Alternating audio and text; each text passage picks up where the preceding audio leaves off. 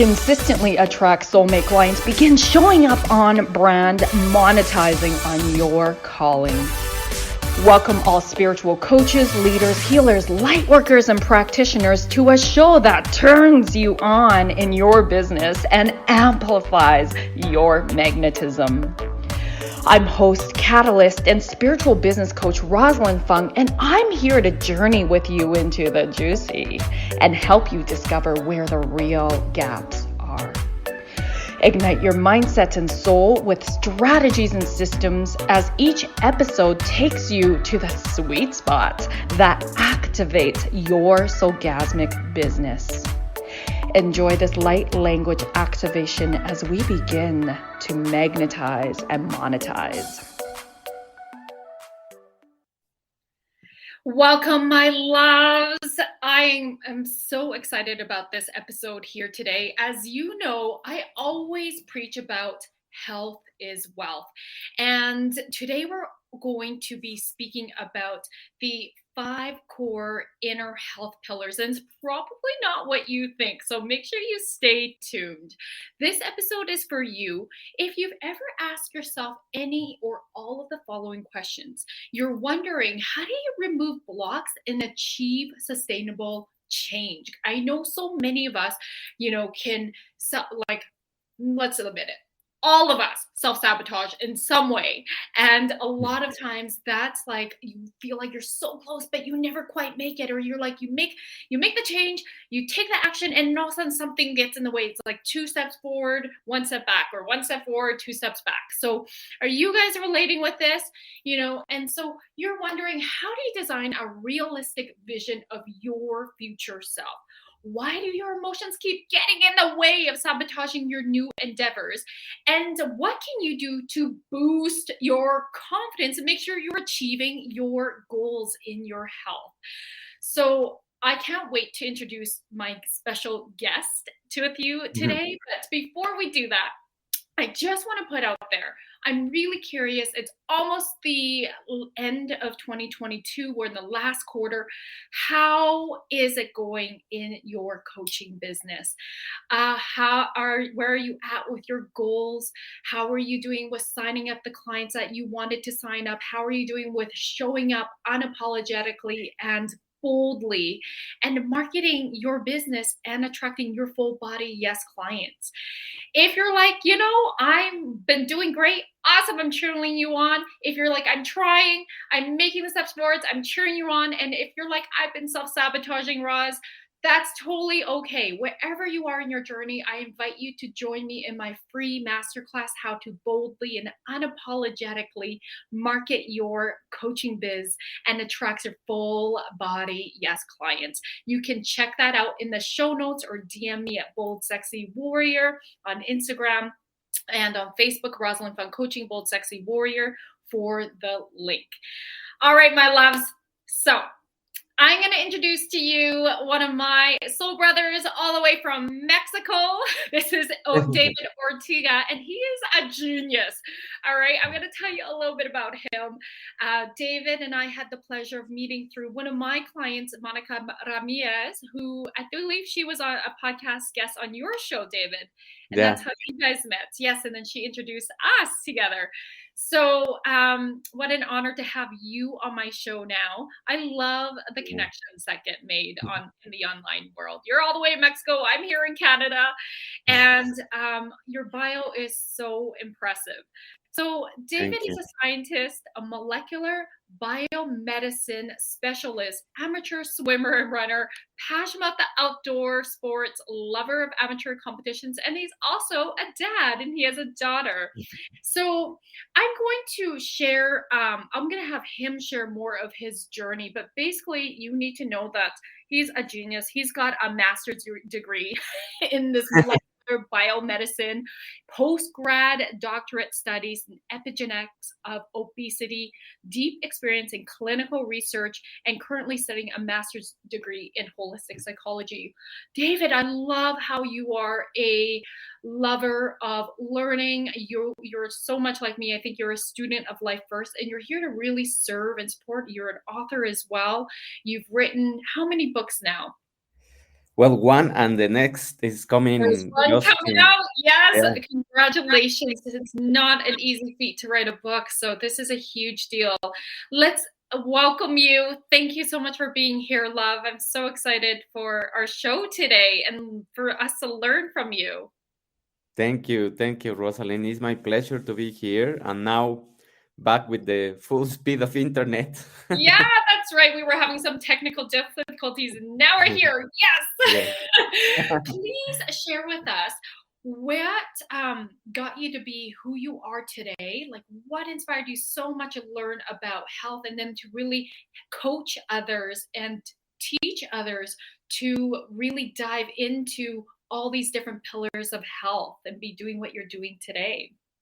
Yes. Well, my story goes back to my childhood where I struggled with weight issues and bullying and things of friends and family also. And Oh, wow. from there I started to take, instead of taking the bullying or the rejectment sometimes that you can have in childhood to Yes. depress me or to go down, I use it as a fuel to start doing exercise. And my first Mm. contact with exercise was to lose that weight, to start knowing my body.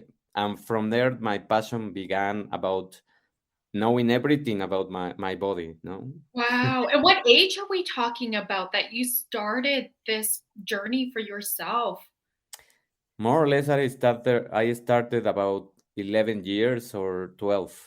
Wow, good for you. So you really took that pain and turned it into your purpose at such a young age without you at that point in time you probably didn't know that this was going to be your purpose, but you really No. became so resilient and not let any of those comments defeat you, but rather I can hear how you took that and you really like showed yourself, you know what?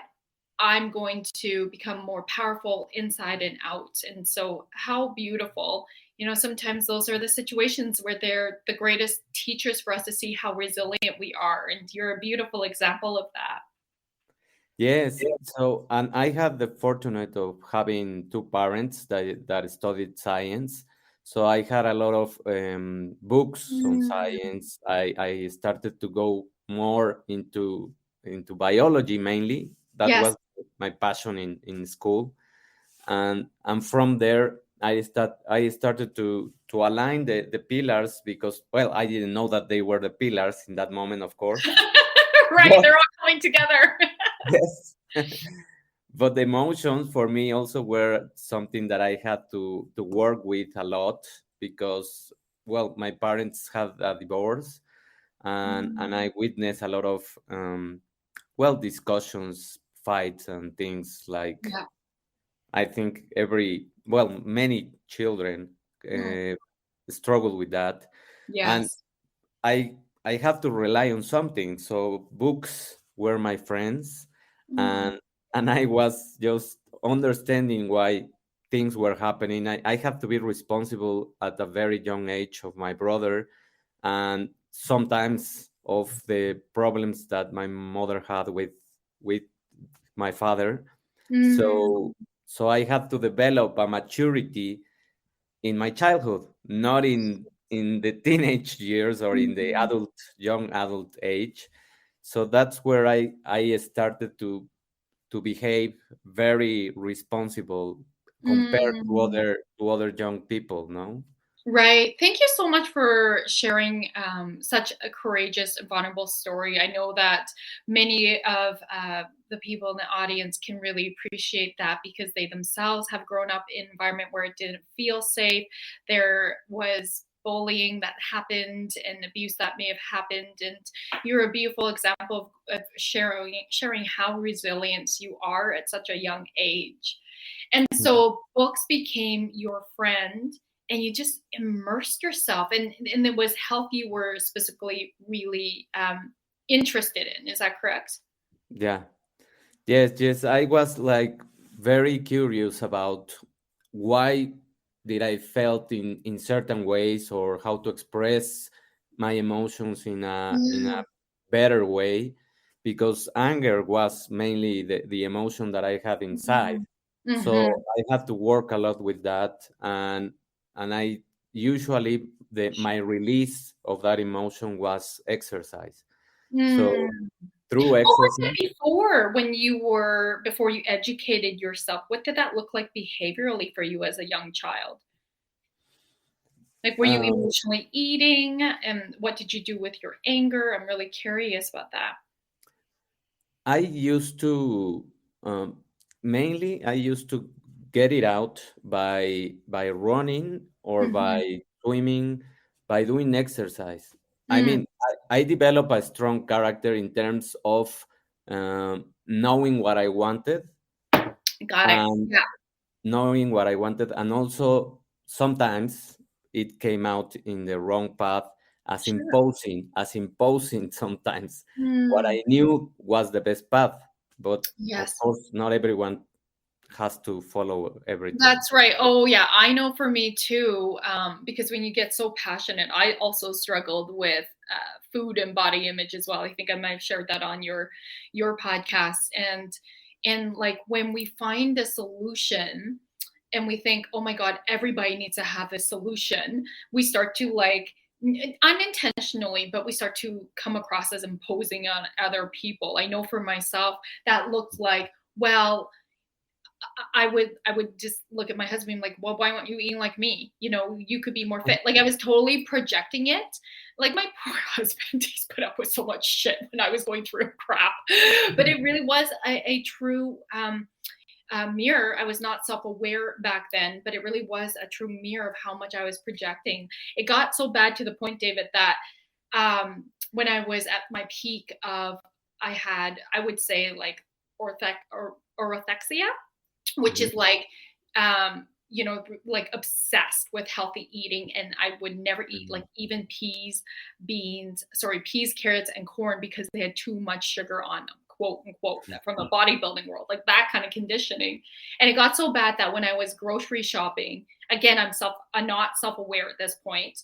um I would judge people by what they would put in their shopping carts Yeah. and like size them up and down, be like, you could do better, like just being really hard in my mind and being critical in them. But really, that's a mirror of how I saw myself. That had nothing to do with the other people.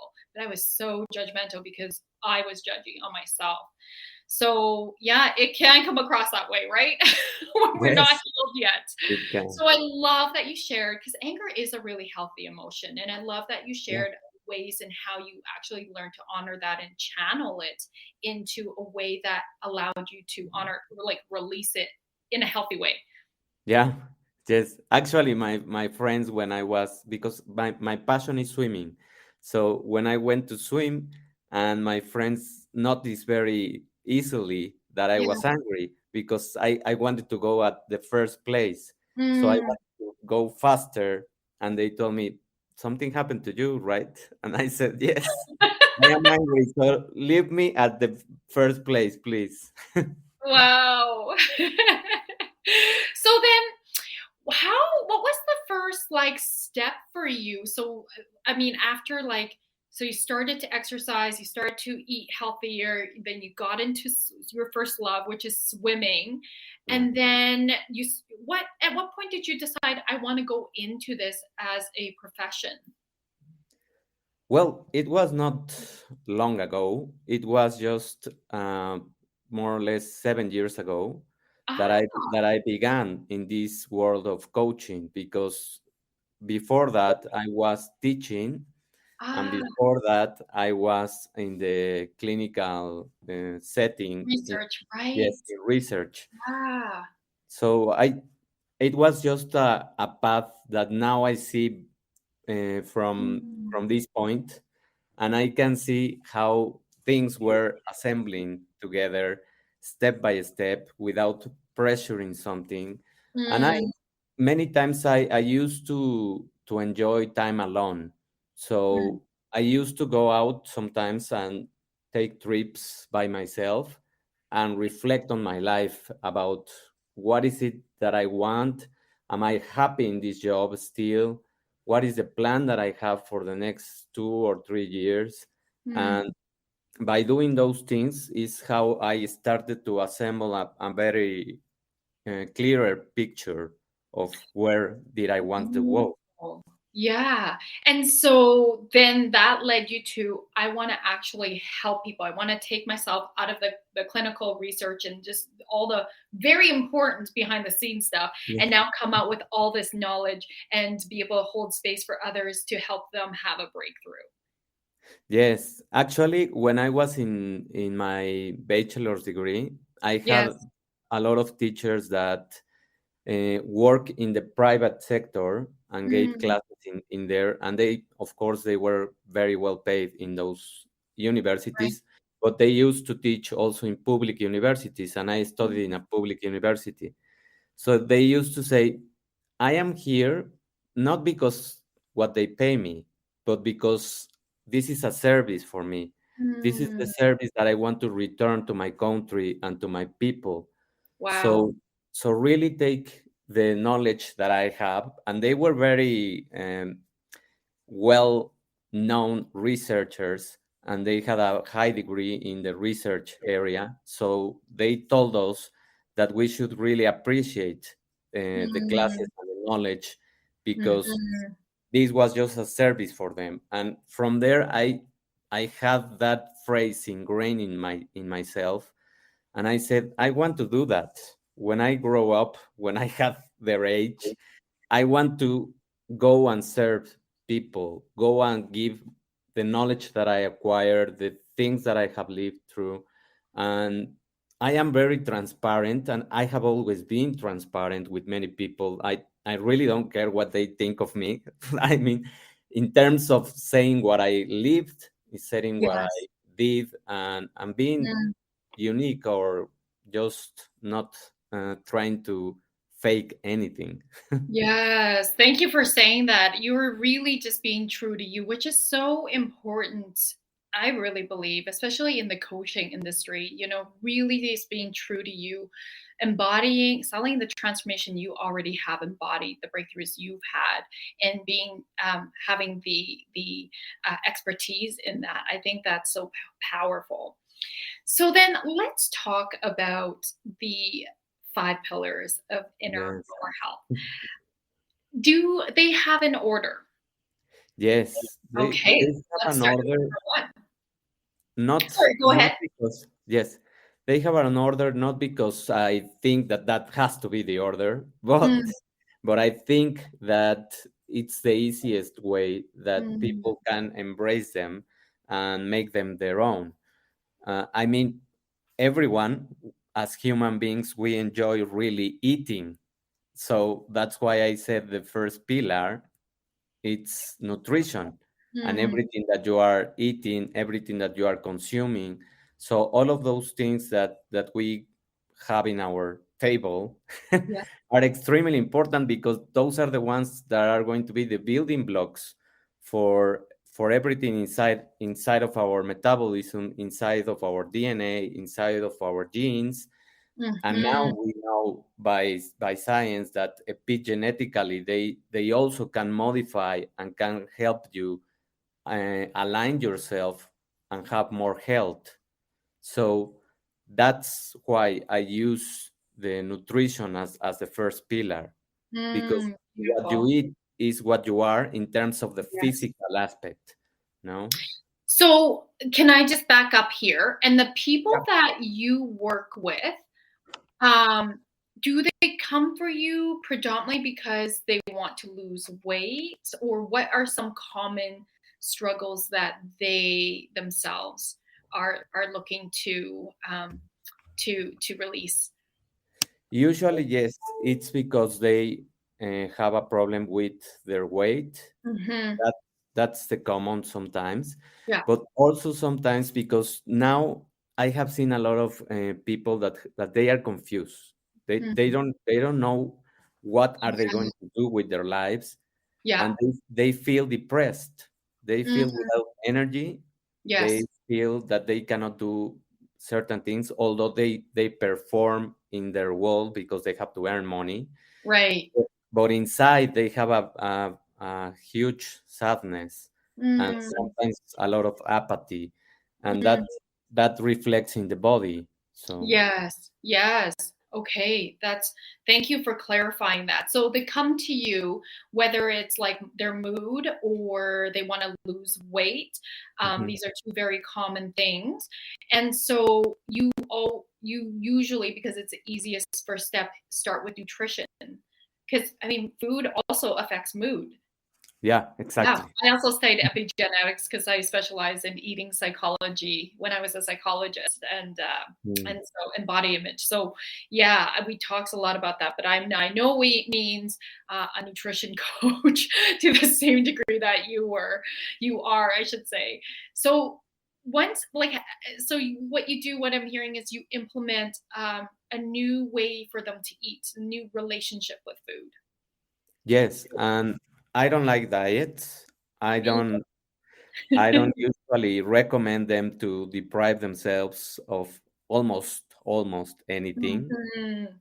Mainly what I do is try to analyze what do they want, what in terms of the food, what do they like, and Yeah. how do they eat in terms of the quantities, in terms of the frequency. And Mm, what I have found that helps a lot of people is understanding that our bodies work as hybrid systems. mm. They don't really need as much food as we have been programmed to believe. Right, especially in North America, like the food proportions are crazy. Yeah, and so we can work with uh, 3 meals perfectly, Mhm, mhm. and extending the period of fasting has proved a lot of times that it's the best way to regulate hormones and regulate the Ah, weight. yes, yes. Okay, thank you for that. And that is really a specialized, I'll say, area because I know that fasting, especially is different for women and the timing's different for men. And it Mhm. depends on the woman and her age and where she is at with her stage in life. Is that correct? Yes, that's Yeah. correct. And also it has to do with the menstrual cycle. So, Yes, yes. So all of that, that's why people need to work with you to make sure they're under the care. yeah. Okay, that's great. So you work with them for nutrition until you see like there's results in stabilization in their mood and stabilization or not stabilization, but like in like weight loss if it's a weight loss issue. Yes, Yeah. I I Okay. I try to work with them in terms of not making them feel pressure, anxious Yes. about the weight, because also uh, our mind plays a big role in terms of the Yes. loss of weight. So if they are just obsessed with Yes. losing and trying to go to the scale and see the the pounds or the kilograms to that they Drop. have Yeah. lost. Yes, Yeah. they have dropped. That's not the best place to start, because the obsession it's going to work against them. Correct. I've been there, done that. And then that's what, as an eating psychologist, that's what I also talks about is like you cannot be obsessed because that Yeah. actually creates more stress in your body. More stress in your body means holding on to weight. Yeah. So yeah, for sure. Okay, thank you for clarifying that. And then what is the second pillar? The second pillar is metabolism, and Mm, that's a really, really huge passion for me, because it's seeing your body as a science fiction movie, right. because our bodies have so many functions and signals and messengers and chemical things that are happening. Yes. Many of them are not as complex as scientists want to uh, project on people. But Hmm. understanding sleep, for example, understanding the circadian rhythms, which are the clocks, the internal clocks that we have to function better. Some people work much better in the morning. I am a morning person. Me too. And Mhm. some people work better in the afternoon, or late at night. So understanding those things, understanding that your sleep also is going to work against you in terms of losing weight, and in terms Mm, of regulating your stamina of your attention. right. Okay. So can you tell us maybe an example of how you work with a client with specific to metabolism? Yes.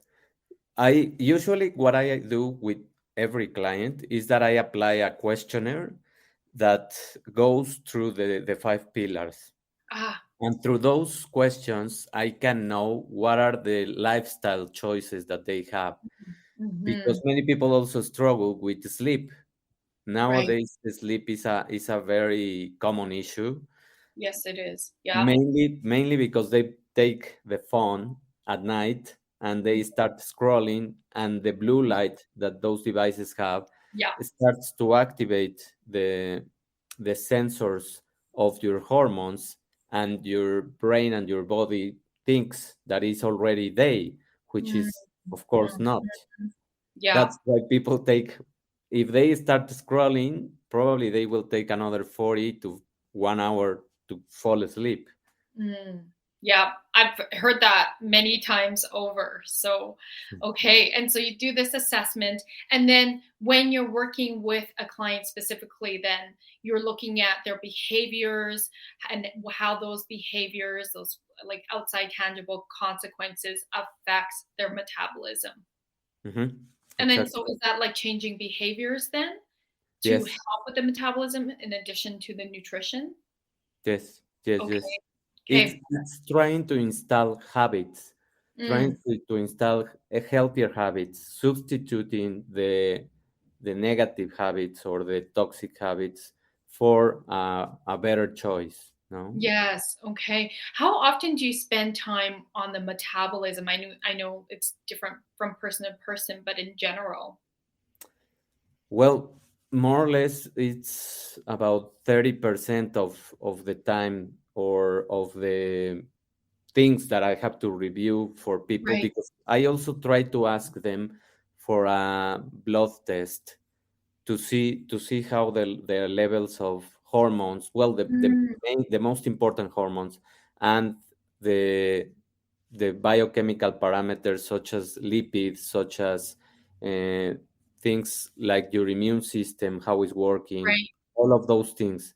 If I see something in the results in the blood test, of course, I can have a better picture of what Yeah, is happening inside. No. for sure. Okay. Thank you, love. Okay, so what we're going to do is we're going to take a commercial break and then we're going to go through the three other pillars. So stay tuned. Thank you. OMTimes TV.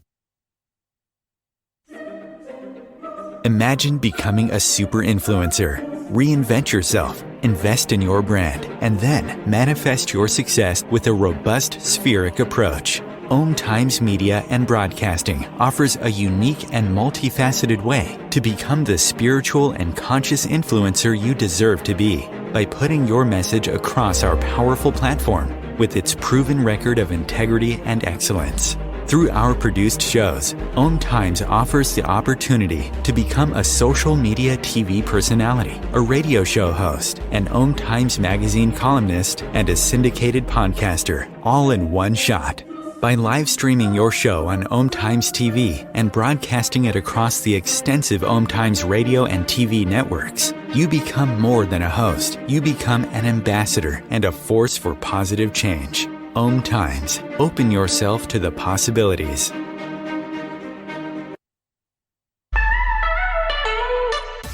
Are you feeling maxed out working one-on-one with clients and you're deeply desiring to scale your business for more time freedom without sacrificing your income, but rather expanding it? Many of my clients who are light workers, healers, practitioners, and even coaches, they're often multi-modality, are coming to me because they are sick and tired of working with clients on a one-off session model where the clients are coming in on an as-need basis.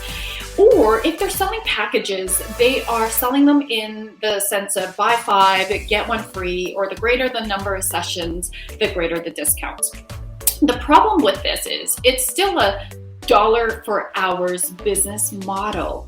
And so that leaves the practitioner feeling really exhausted and overwhelmed from having to put so much time, effort, and energy in finding new clients that they're not operating in their most elevated self with their current clients.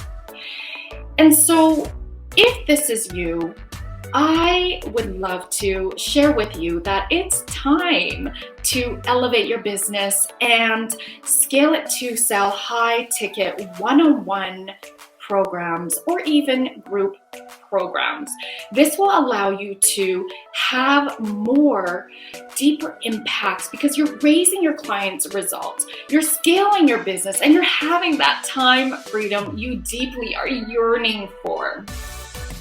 If this is resonating with you, love, I'd love to invite you to come on a soul business alignment call with me so that you can stop feeling like you're on this roller coaster ride and start to feel safe and stable and even having fun in your business and your finances. Please go to electrifymybusiness.com to apply and we'll hop on a call. I can't wait to connect. If I could be you and you could be me for just 1 hour, if we could find a way to get inside each other's minds, walk a mile in my shoes, walk a mile in my shoes. Well, before you abuse, criticize and accuse, walk a mile in my shoes.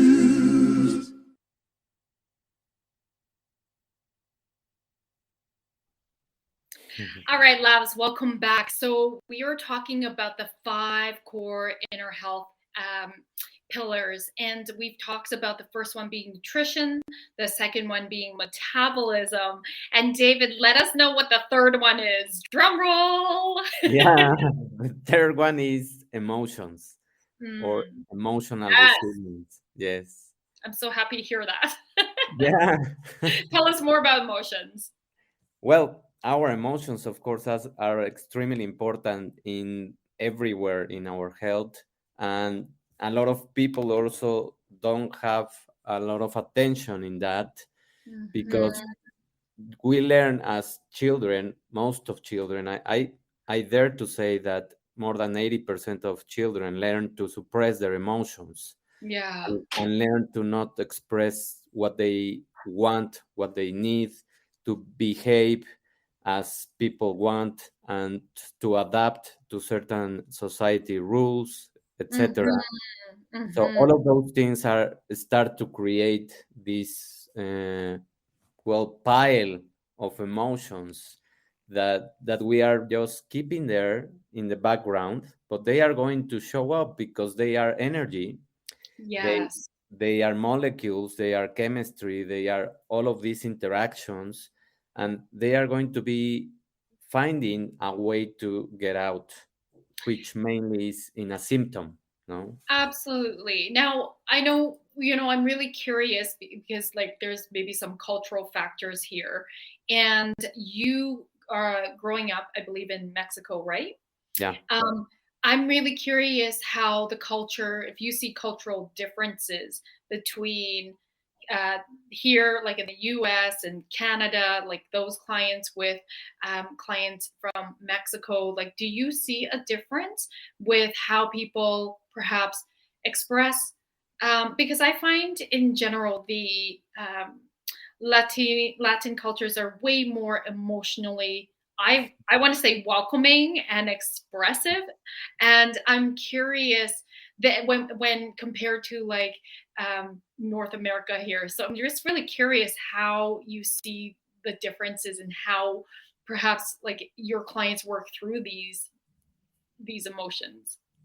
It is funny, and thank you for asking that, because it really reflects a lot of things, and I really think that we grow up as people want us to behave. Yes. So adults have a lot of impact in their Mhm. children in terms of not trying to go against the common uh, setting or the common lane or the common way of behaving. And here Yes. in Mexico, people are welcoming, people are more warm in terms of expressing those kind of feelings. But here, what happens is that that is just many times that is just a mask. That is Mm, just a mask of being also created or programmed to behave nice, to mm, be like very optimistic in those terms right. and warm, but inside they have a lot of issues because Mm, inside many times they don't want to do things and they are not able to say no. they, right. they don't have boundaries. And Mm. what I see in the other side, in North America or people from US or Canada, is that they have more um, the boundary setting. They really know their boundaries. Oh, And really? Oh, that's interesting. I'm actually surprised about that. well, I think so. I think that In they your have experience, their yeah. boundaries, and I think that they know how to express the emotions, but they are afraid of expressing love or Mm, expressing these kind of positive emotions, let's call them, mm, because they are afraid of rejection. So mm. Where does that's not as much in your culture, the rejection piece? no, because they learn. Well, here we learn mainly as children that we have to be accepted, and we are going to be more accepted and not rejected if we behave in a very warm way. Got it. Okay, okay. This is so, I love these kind of discussions about cultural differences. It always makes me like so like curious. I love learning about different cultural differences. So thank you for expressing that. And that does make sense. So when it comes to emotions, then you're teaching and coaching people around boundaries, speaking up, honoring if it's anger, honoring that anger, Yeah, and in different ways. Can you share an example with about a client who perhaps it came in? You know, usually the doorway in isn't the real issue. Right? It's just yeah, like somebody comes in for weight loss. It's usually much deeper than that, but the weight is the what we see as a symptom of something deeper. So do you see that a lot with your weight loss clients in terms of like the emotion of anger? Yeah, yes. and how do you coach them through that? Anger is not a very welcome emotion here. No. Yeah. So it is always seen as aggression, which is not the Mhm, same. It mhm, is not the same to be angry about something that happened mhm. as being aggressive. I mean, those are two very different things, and people confuse them very frequently here in Mexico. And I am a very pro favor of releasing the anger and Yes, saying too.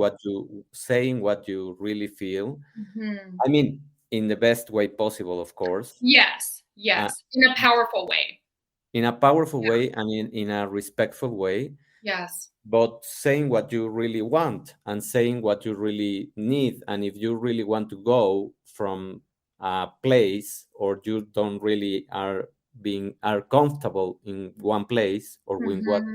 with one person, probably just go take the decision of Mm. leaving and Yes, not walk away. not worrying about what other people are going to say after the Right. Yeah. Easier said than done, David. Easier said than done for many of us. yeah So yeah many of us want to get the last word in. But it is so true when we can just let go. Because the thing is, when we're angry about something, we really need to, yes, speak our truth from about it by taking ownership. I really believe, like what's our part in it. And our part is, I've allowed this to happen and I'm not okay with that. And here's what I got to say about it. But also not being attached to how the other person's going to respond, because we don't have control over that. So I love that you really honor the emotions. Now, what's the next pillar? The next pillar is consciousness, Mm, and meditation, which go mm, hand in hand. I mean, mhm. it is knowing your space, knowing the time for you to reflect, Yes. knowing knowing and honoring that you deserve time and you need time by yourself Yes. to really have a quick scan of how you feel, and also what is it that is not working in your life. Because if we don't make that pause, if we don't make those moments of reflection, of being really conscious about what we are doing, we can Yes. really lose time for several years. Yeah, we are like literally there's so many people on this planet Yeah. living on autopilot. That's how I call it. It's just like they're like they go through the motions, they never self-reflect, they never question the way things are, and they just follow like a blind sheep, or they just think this is the I'm wrong, I'm right. And so I love that you are saying the fourth pillar is about raising your level of consciousness, which is self-awareness, self-reflection. I like to call it like sitting in the seat of your soul. So those who are watching the TV, this on video, you will see like I'm motioning my hand over where my crown chakra is, the top of my head, and it's like we are witnessing ourselves, and I'm taking my left hand and I'm like, when I teach about emotions, it's like, here's how I'm feeling.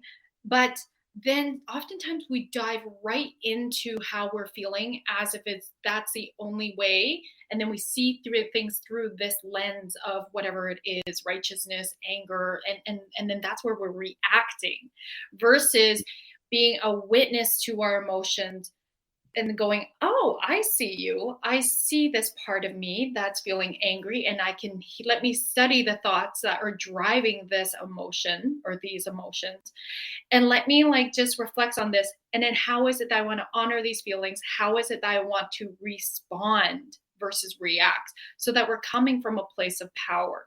And I love what you're sharing about this is like so deeply important in terms of health. And Yeah. really, when I'm hearing this is you're teaching people how to take their power back, Hmm.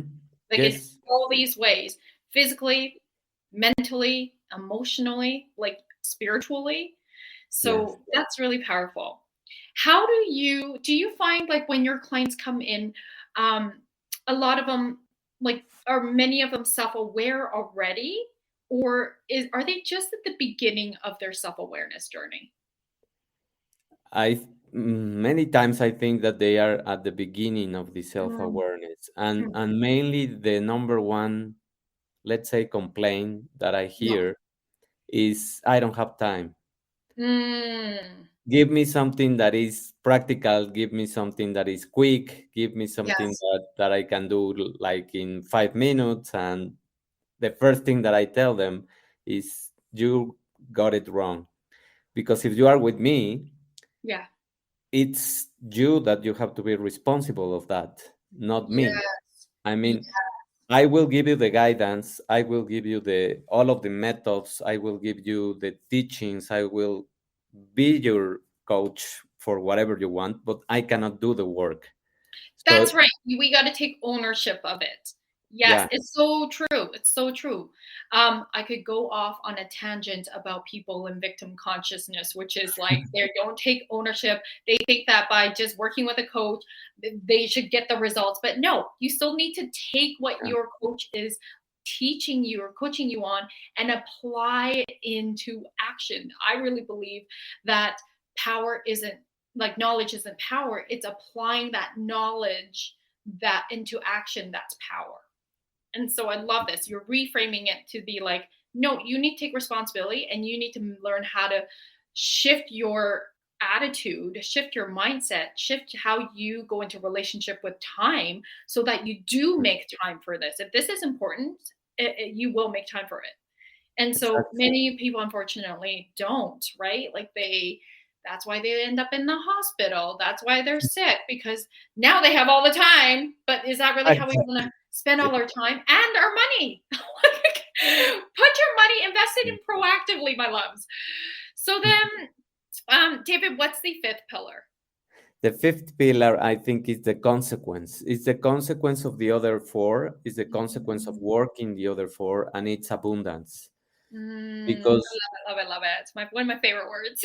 yeah, once you work with all of those pillars, of course that the end result is going to be that you feel abundant, even though probably it is not being reflected in terms of money or wealth right Yes.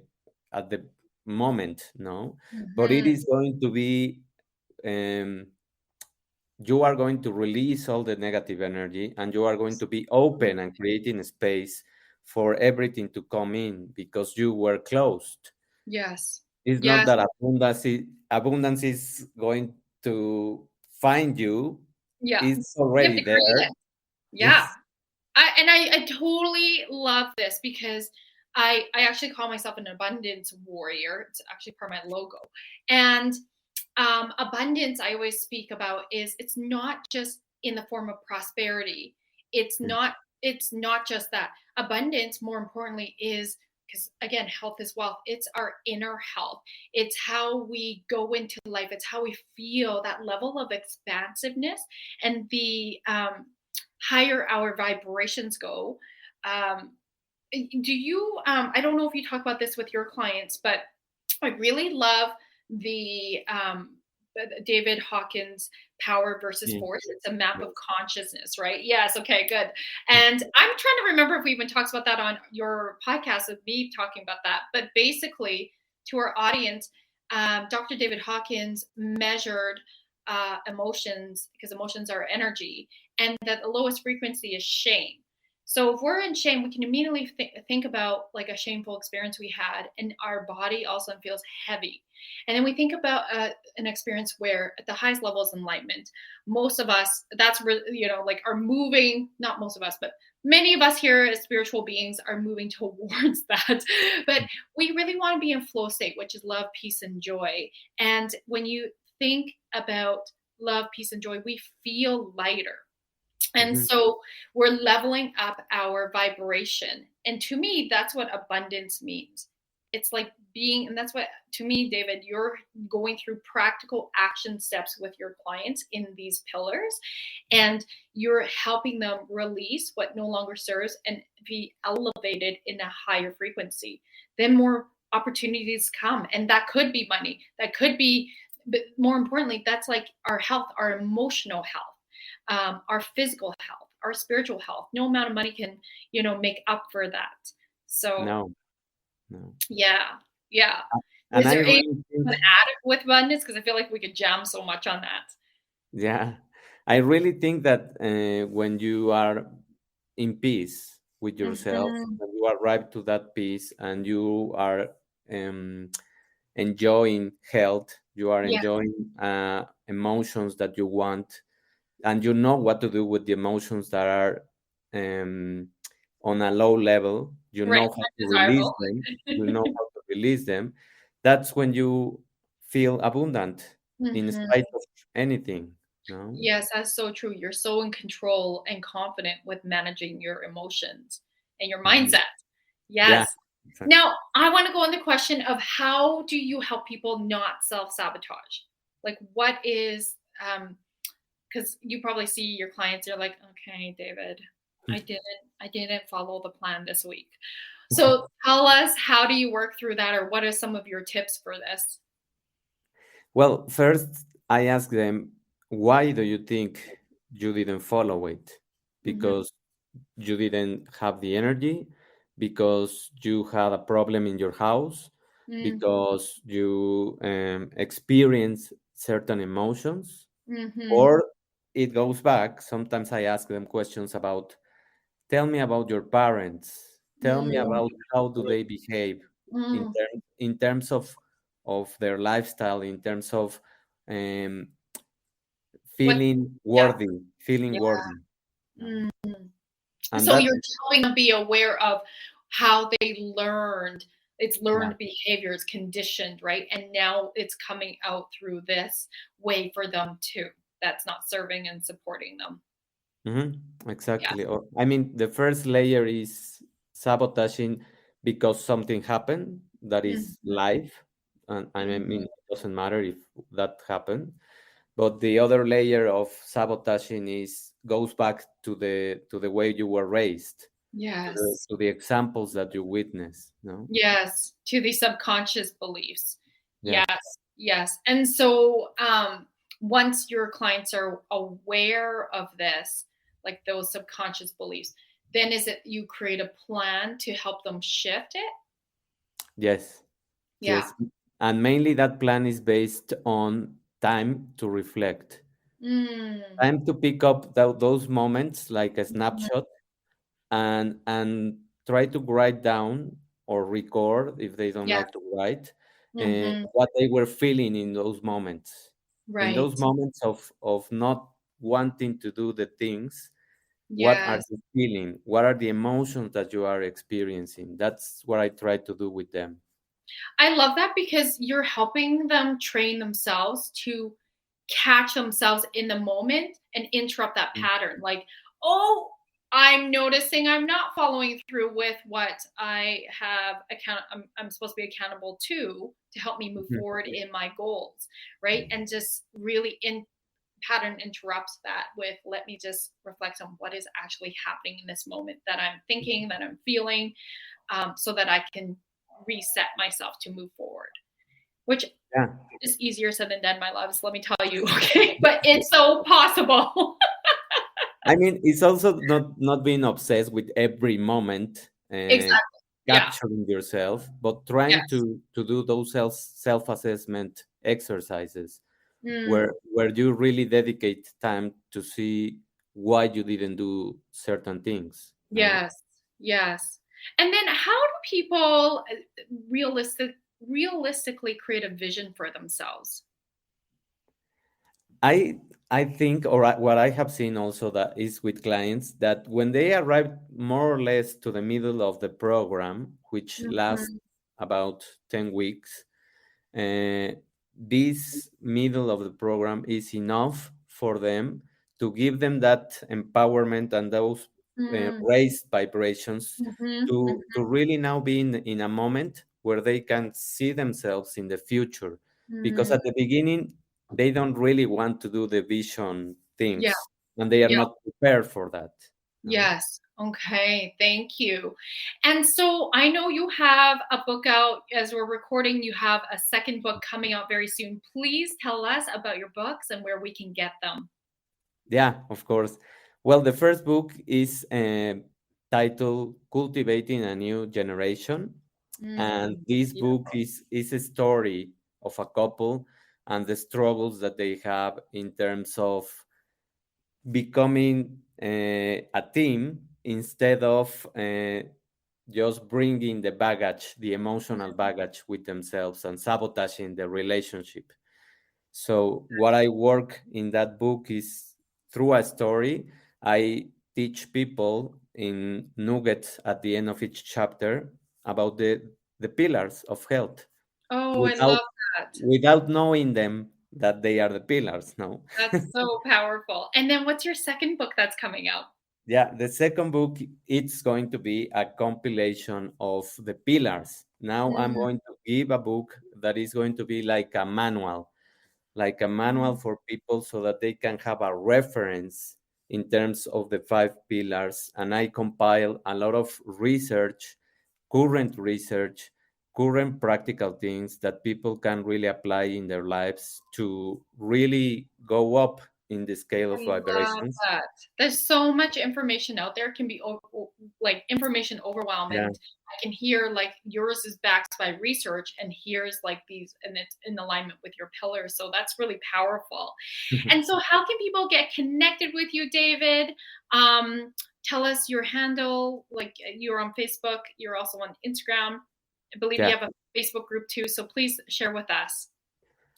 Well, in Facebook, they can find me as David Ortega, as my name appears here, Molecular Biomedicine Specialist. And in Instagram, they can find me as Dave Ortega B. And in my webpage, I have all the links to my platforms. So good. And you've got your show as well. What is your show called? It's Cultivating a New Generation. That's the podcast. Beautiful. So make sure you guys go check out David. He's amazing, as you can hear and feel, and he's a wealth of knowledge. Get connected with him. Thank you so much, David, for being here. I'm just going to take a moment to do a light language transmission here. So just everybody breathing in. And here we go. Sirakia, sinirakia, sorokura, sinarakura, sinirakia, samorokura, sia. May you be blessed in your health. May you be activated to be in the most aligned health for the next level version of you. Thank you, my loves. Thank you so much for being here, David. Appreciate you. Thank you, Rosalyn. A pleasure.